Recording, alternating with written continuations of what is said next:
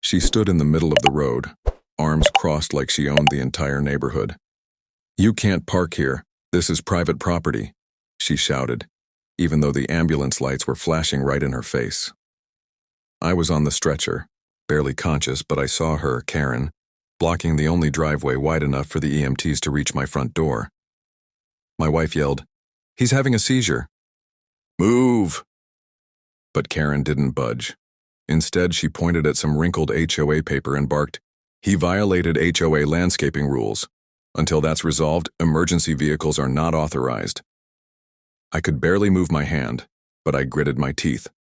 She wasn't just heartless, she was proud of it. The paramedic whispered, "Sir, we're losing time. We need to carry you on foot." But they couldn't. I'm a disabled vet. My legs don't work like they used to. I stared at the sky, my vision blurring, and mumbled one word: echo. That's all it took. My wife pulled out her phone, flipped to the contact marked Commander, and hit call. 3 minutes. That's all I needed. Because what Karen didn't know was that I still had friends in the military. And one of them owed me a favor. A favor that came roaring through the clouds like thunder from heaven. It started as a distant hum. Karen was still ranting at the EMTs, her voice sharp like nails on glass. "You people think just because he's wearing a vet hat he can do whatever he wants?" she snapped, practically frothing. But then she paused. Everyone did. The ground vibrated slightly. Birds scattered from the trees. That hum, it got louder, fast. Karen looked up, squinting. "What is that?" The sound turned into a roar, and just above the neighborhood rooftops, a black military-grade helicopter came slicing through the air. Its spotlight swept over the cul-de-sac, flooding everything in white. Panic hit Karen's face like a slap. That's illegal. That's government property. You can't just..." The chopper didn't care. It hovered directly, over my front lawn. The wind was so strong, Karen's fake HOA notices flew out of her hands and scattered like trash. The American flag on our porch whipped in the storm of rotor blades. 2 men in tactical gear descended on ropes, landing silently and professionally. No words, just action. One of them looked straight at my wife and nodded. "He called Echo?" She nodded back. "Yes, sir." Karen's mouth dropped open. "What is this? You can't land helicopters here. This is a residential area." The soldier turned to her calmly. "Ma'am, this land is under federal protection. You're trespassing." Her face drained of color. Meanwhile, they loaded me onto a military-grade stretcher with ease. My wife climbed aboard. Karen tried to follow, still screaming about HOA rules and citations. But before she could step closer, one of the soldiers raised his hand. "Step back, ma'am," he said. "You're interfering with a federal medical operation. One more step, and you'll be detained." Karen froze. For the first time, she looked scared. And as the helicopter lifted off, the last thing I saw was her standing in the driveway, hair blown wild, holding her stupid clipboard, completely powerless. The ride in the helicopter was quiet, except for the soft thumping of blades and the steady beep of the monitor next to me. I was stable now, thanks to the swift medics inside. My wife held my hand, her eyes locked forward, but I could feel her trembling. Not from fear, from rage. I whispered, "You okay?" She nodded, but then looked down. "She could have killed you. All because of her HOA power trip." That word, power, hung in the air like smoke. Back on the ground, we knew Karen wouldn't let it go. And we were right. The next morning, even before I got discharged, my wife showed me her phone. Karen had posted in the neighborhood app. Low-flying helicopter endangered pets and children. Unauthorized landing. Possible domestic terrorism link. Below it, dozens of comments, some agreeing with her, others calling her out. But one caught my eye. "I know that man. He saved lives overseas. You just tried to stop him from saving his own. It was from Sergeant Lewis, one of my old team members. Turns out, Karen didn't know just how badly she'd miscalculated. When we returned home, things got stranger. Our mailbox was ripped off.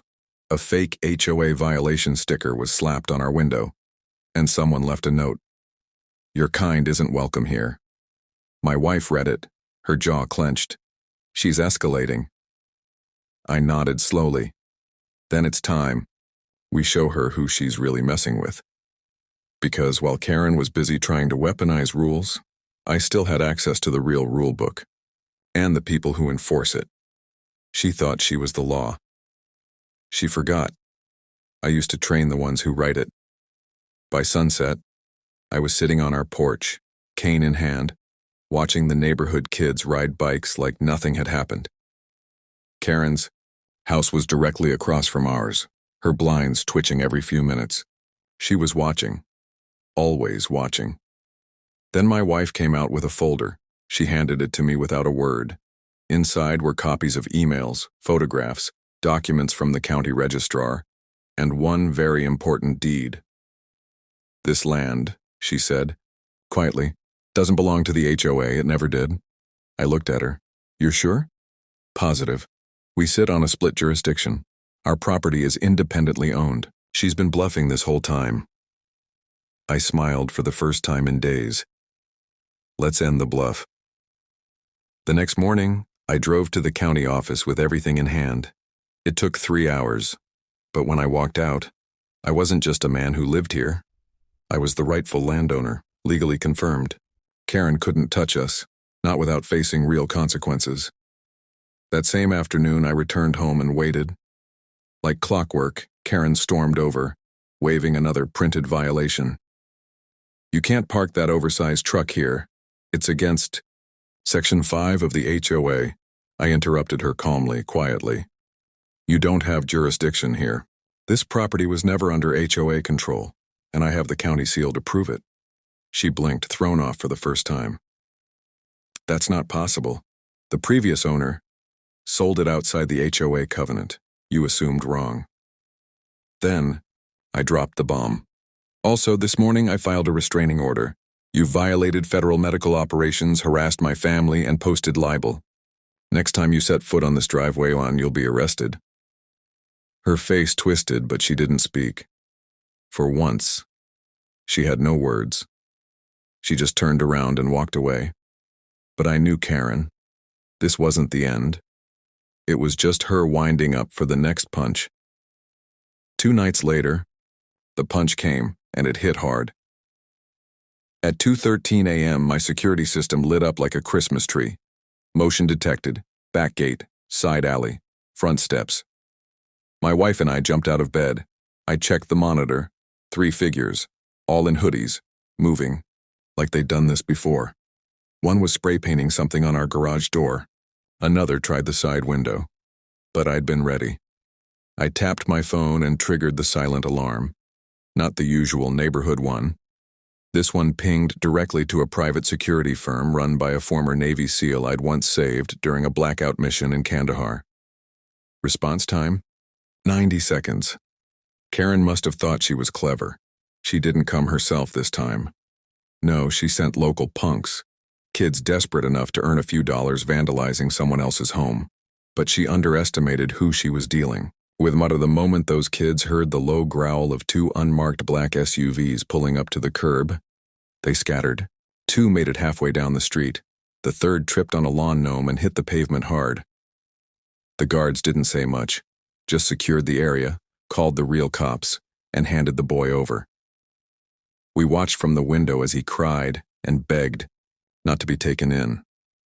But the officer on scene found the spray can, the gloves, and then something interesting. A printed photo of our house with Karen's handwritten notes on the back. Zones marked, arrows, timings. Even a note. Avoid cameras. On South Corner, they always leave at 11 p.m. She'd planned this. The officer read it, looked at us, and asked, "Do you want to press charges?" I didn't even blink. "Yes, and I want her investigated, fully." The officer nodded slowly. You might want to lawyer up. This could get big. I looked at my wife. She nodded. Good, I said, because I'm done playing defense.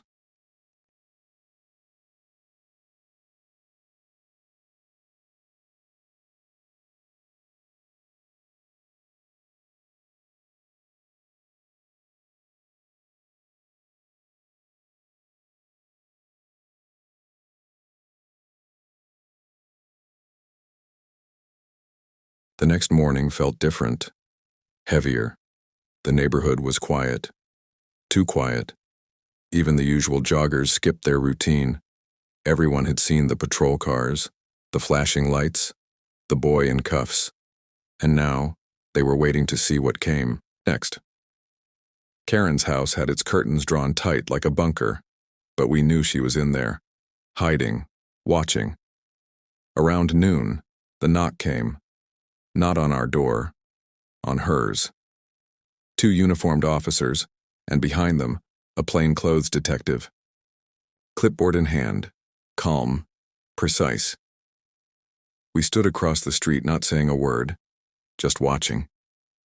She opened the door half an inch, tried to smile. Officers, what's the problem? The detective held up the photograph with her handwritten notes. Ma'am, we need to ask you a few questions regarding a planned property attack involving 3 minors last night. Do you recognize this document? Karen's face went white. I don't know what that is. This is absurd. I'm the HOA president, one officer cut in. Ma'am, your HOA has no jurisdiction over that property, and that title doesn't protect you from criminal charges. We couldn't hear the rest, just muffled voices, raised tones. Karen stepping outside with her hands up, then yelling something like, "This is political." She wasn't arrested. Not yet. But they took her down to the station. That same afternoon, something incredible happened. People started talking. Not just to us, but about her. Neighbors we'd never met before walked over, apologizing, confessing. She fined us for having wind chimes. She told my son he couldn't park his wheelchair ramp. She tried to evict an elderly woman over her Christmas lights. Turns out Karen had been abusing her fake authority for years. We weren't her first victims, but we were the first to fight back and win. And now, we weren't alone. Within days, the neighborhood transformed. The fear that Karen had, spread for years, was unraveling, fast. People were stepping out of their houses not just to gossip, but to speak truth. One woman handed me a manila envelope filled with forged violation notices Karen had left on her door over the past year. Another neighbor, a young dad, showed us video footage of Karen threatening his babysitter for using the community pool. Every story was the same: threats, fake rules, and a woman who thought her clipboard gave her a crown. I compiled everything, documents, footage, statements, and passed them to the detective handling our case. He looked through it, nodding slowly. You just gave me a full case file, he said. HOA fraud, harassment, impersonation. This is bigger than a neighbor feud. And then came the real blow. The county issued a cease and desist against Karen, not just for her fake HOA activity, but for illegal use of government-sounding documents, property harassment, and endangerment of public safety. They also launched an investigation into the so-called HOA itself. Turns out, it had never been legally registered. It was just Karen and a couple of friends she'd convinced with cookies and threats. News spread like wildfire. Local blogs picked it up. Then a small news channel ran the headline, "Fake HOA President Under Investigation After Blocking. Emergency Response." That night, our doorbell rang. I opened it to find the boy from the helicopter night, the one who tripped over the lawn gnome. He was with his mom, eyes downcast, hands shaking. I didn't know, he mumbled. She said you were dangerous. I didn't know she was lying. I looked at him for a long second, then said quietly, "You're not the first person she used. Just don't be the last one who stays quiet." He nodded. His mom whispered, "Thank you for not pressing harder." As they left, my wife turned to me. "You think she's done?" I stared across the street at Karen's dark house. "No," I said. "She's cornered, and people like her. They always try one last move." It came 3 days later. A thick envelope showed up in our mailbox, no return address. Inside, a legal-looking letter filled with threats, civil lawsuits, defamation claims, intentional emotional damage. It was clearly from Karen, though she didn't sign her name. She was doubling down, last desperate attempt. She thought legal jargon and scare tactics could undo everything. What she didn't know was that I'd already sent everything to my attorney, a man I served with years ago, now one of the most respected property rights lawyers in the state. He, read the letter, smirked and said, "She just made a mistake, a big one." We filed a countersuit for harassment, defamation, obstruction of emergency services, and impersonation of authority. We had witnesses. We had footage. We had an entire neighborhood ready to testify. And then, just when I thought it couldn't get more surreal, it did. A letter arrived from the mayor's office, a commendation for displaying calm and integrity under pressure, and for helping expose unlawful private enforcement in residential zones. Karen's story wasn't just a scandal now, it was a warning to every self-declared enforcer trying to play God in suburban America. 1 week later, a U-Haul appeared, outside her house, no goodbye, no apology. She packed up quietly, eyes down, and left. Just like that, the shadow was gone. The kids returned to riding their bikes. Porch lights flicked on without fear. Neighbors greeted each other like people again. And me? I finally sat, on my porch, a hot coffee in one hand, my wife's hand in the other, and I breathed. Not because I'd won, but because we had. And because when a fake authority tries to block an ambulance, sometimes the only answer is to land a helicopter and remind the world who the real heroes are. A month passed. Peace returned, but something deeper lingered. The neighborhood had changed, not just in how it looked, but in how people walked. Shoulders were lighter. Voices braver. Then, one morning, as I was putting up a new mailbox, custom built this time, welded steel, not plastic, I heard footsteps. It was Mr. Elridge, the oldest resident on the block. A quiet man, Vietnam vet, rarely spoke. He handed me a folded American flag, not new, faded, worn from years of use. "I kept this since the day I came home," he said, "but it belongs to you now." I blinked. "Sir, No," he cut in. "You didn't just protect your house. You reminded the rest of us what we can do when we stop letting fear sit in our front yards." I took the flag. For a second, I couldn't speak. Later that day, I raised it, right above our porch, and the entire street watched in silence. That evening, the neighborhood association, the real one formed legally after Karen vanished, asked me to speak. I didn't talk about the lawsuits or the helicopter. I talked about freedom, about land, about the right to feel safe in your own home, no matter who you are or what uniform you've worn. And I ended with this. Power doesn't come from a clipboard or a loud voice or a fake title. It comes from doing what's right, and even when no one's watching. People stood, clapped, some cried. The HOA nightmare was over. But the story, it stayed. A reminder for every Karen who thinks she owns the block, and every quiet neighbor who forgets they've got power too. That night, as the streetlights flickered on one by one, I sat on the porch with my wife, the flag gently waving above us. Suddenly, my phone buzzed. A message from an unknown number. "You think it's over? Think again. You just woke the hornet's nest." My heart skipped a beat. I showed it to my wife. She frowned. Who could that be? I didn't have an answer, But deep down, I knew this was far from finished. Karen was gone, but her shadow, it had left a mark. And sometimes, when you challenge a force that thinks it's untouchable, you don't just get peace. You get a war of whispers, secrets, and hidden battles. I looked at the flag one last time, then back at her. "We're ready," I said. Because this story, this fight, it wasn't just about one neighborhood anymore. It was about standing up whenever someone tries to take what's rightfully yours. And as long as that fight lives, so do the real heroes. That message set off a chain reaction.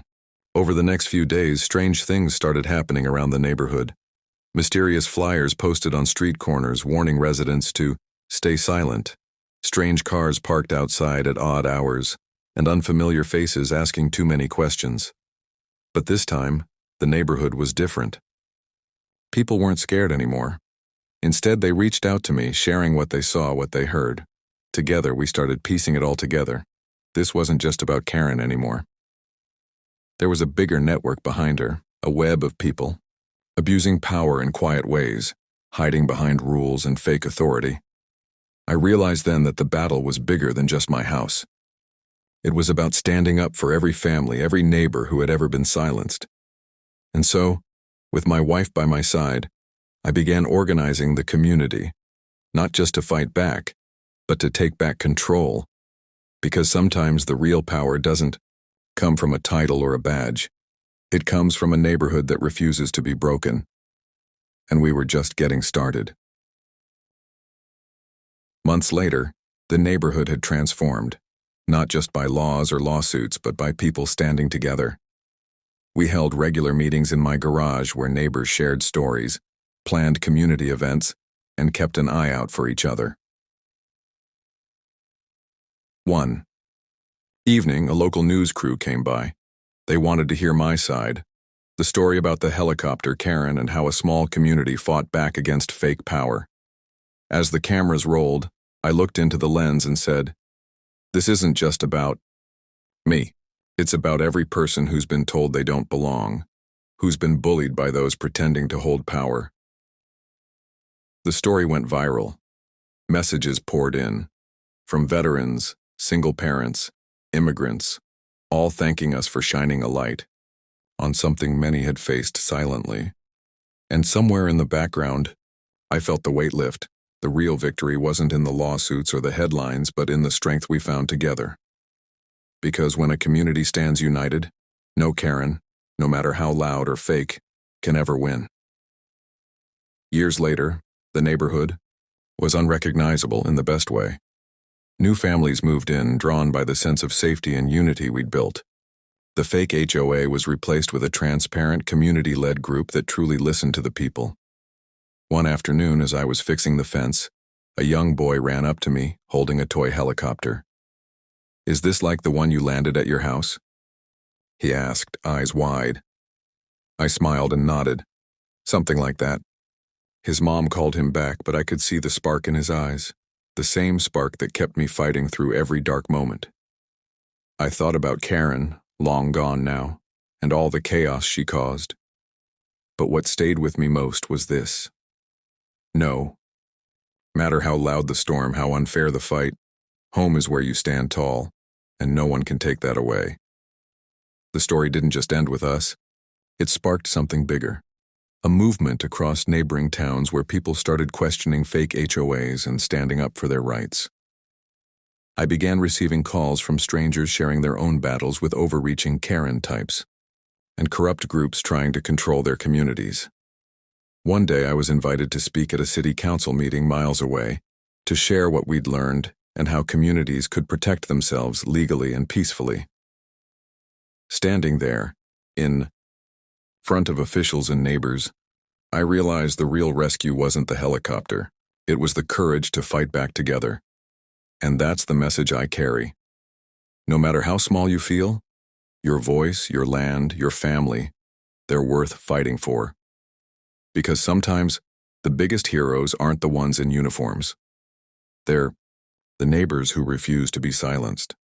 As I stepped down from the podium that day, a woman approached me quietly. I'm sorry for what happened, she said, eyes brimming with tears. I was on the HOA board with Karen. I didn't realize how far she'd go. Her confession was a reminder. Sometimes, the real battle is convincing those who stood on the wrong side to change. But the neighborhood had already changed. The fear was gone. The silence broken. And as I walked back home, I knew this fight wasn't just about one block, one helicopter, or one Karen. It was about standing up, again and again, whenever someone tries to steal your right to feel safe. Because, in the end, that's what being a community really means. And that's the kind of hero everyone can be. The seasons changed, and with them came new challenges, but nothing like before. Whenever a shadow of control tried to creep back, the neighborhood was ready. One afternoon, a young woman knocked on my door holding a flyer from a nearby town's HOA, filled with threatening language and impossible rules. She looked at me and said, "I heard what you did. Can you help us?" I smiled, thinking back to the night the helicopter landed, to every twist and turn that brought us here. "Of course," I said, "because some battles aren't just about saving one home, they're about protecting the idea of home itself. And as long as people are willing to stand together, no Karen, no fake authority, can ever win." That's the story I tell now. Not just of a blocked ambulance or a rescue helicopter, but of what happens when ordinary people become heroes. That night, as I finally closed my eyes, I thought about everything: the anger, the fear, the fight. But mostly, I thought about hope. Because even when the worst tries to take over your life, there's always a way back. A way to stand tall, to protect what's yours, and to show the world that sometimes the loudest voices aren't the ones who win. It's the quiet strength of people who refuse to give up. And that strength? It's unstoppable. That's where the story truly begins. Not with the ambulance blocked at my gate or the helicopter landing in my yard, but with every single person who chose to stand up instead of stepping back. Because when one voice breaks through the silence, it gives courage to thousands more. And together we rewrite what power really means. No more fake rules. No more stolen rights. Just people protecting their homes, their families, and their freedom. And that, more than anything else, is the real rescue. And so, as the sun set behind our neighborhood, casting long shadows over quiet streets, I knew this wasn't just a story about one fight. It was a legacy. A reminder that no matter how loud the chaos, no matter how fierce the opposition, the true power lies with those who refuse to back down. Because in this country, in this community, and in every home, freedom isn't given, it's defended. And sometimes defending it means landing a helicopter, standing up to a Karen, and showing the world that justice, courage, and heart will always win in the end. This is our story, and it's far from over.